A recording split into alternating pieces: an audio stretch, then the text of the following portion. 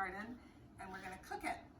However, I discovered, knowing my sister for like many, many years, that she cooks pumpkins differently. So we're gonna do dueling pumpkin cooking today. First one we're gonna do is my sister's gonna cook this thing whole. I've never done that before, so we're gonna definitely see which method is preferred. She has already cut slits in the top of this.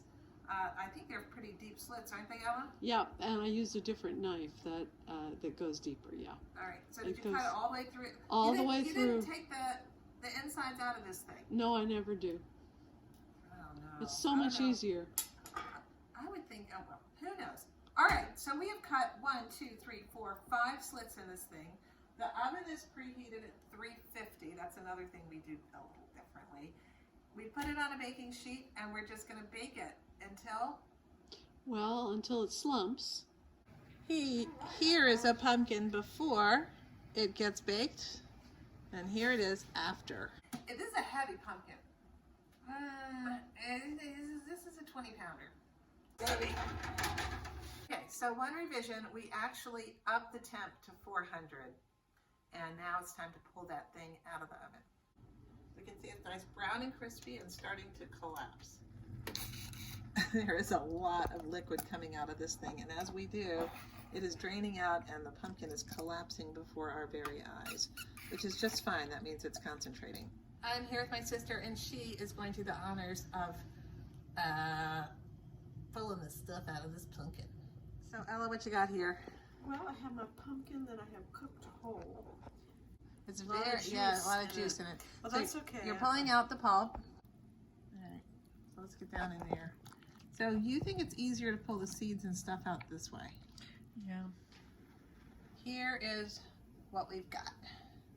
That's a fair amount.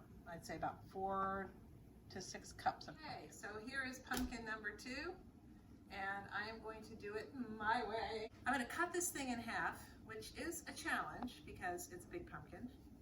I have to pull the sword from the stone.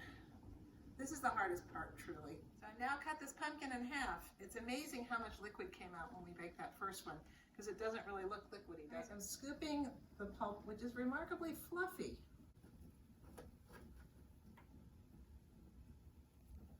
I think mine was easier to scoop out, Ella. Mm-hmm.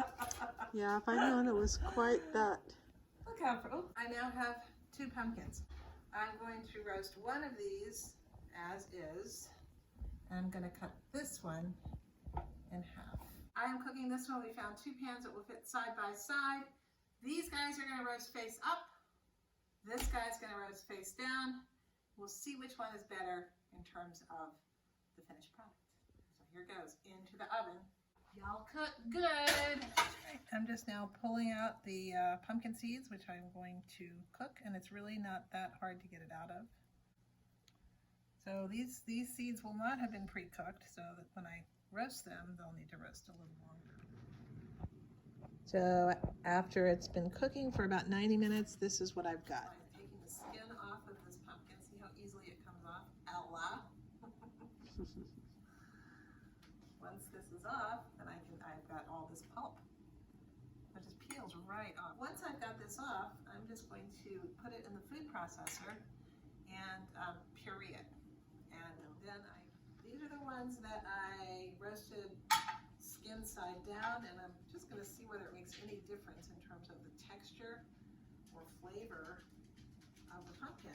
I'm not sure how I'm going to test that in my cooked recipe. All right, so that is 2 methods of cooking a pumpkin, and I don't know, we have to have a little discussion about which one is better or the pros and cons of each. I think it was easier for me and less time consuming to get the pulp out of the pumpkin with the method that I cooked. What do you think? I agree. Yeah. I think both pumpkins yielded about the same amount. What do you think? Yep. All right. So what are the advantages of your method, Ella? You don't have to do any big cutting and use a lot of muscle. That's a plus. Yeah. That's a plus because it definitely was a thing. Now we had pulled the seeds out of both. These are the seeds from my pumpkin, which I pulled out when I scooped it out. And I will be roasting these. They've just been sitting and drying up a little bit. Ella has taken her pumpkin seeds and they are roasting in the oven now. So either method, you get pumpkin seeds, which is a huge plus over buying a can of pumpkin. The other thing that's a huge plus over buying a can of pumpkin is flavor. It's just superior, I think. I find that the canned pumpkin has a little bit of a canned taste to it, and I just think you get much more variability in flavor and richness of flavor with the different kinds of pumpkins that you can actually use. Is a Seminole pumpkin, and if you follow my channel, you know that I grew both the Cinderellas and the Seminoles this year. We have cooked several of these, and they are fantastic, and they're super easy because they're small. And they're very, the flesh is denser, has less fluid than these big Cinderella pumpkins.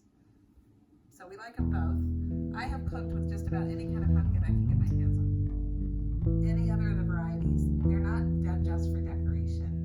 They are edible, and it's a great food source. So that's what we have. Thanks for watching. I hope you're well.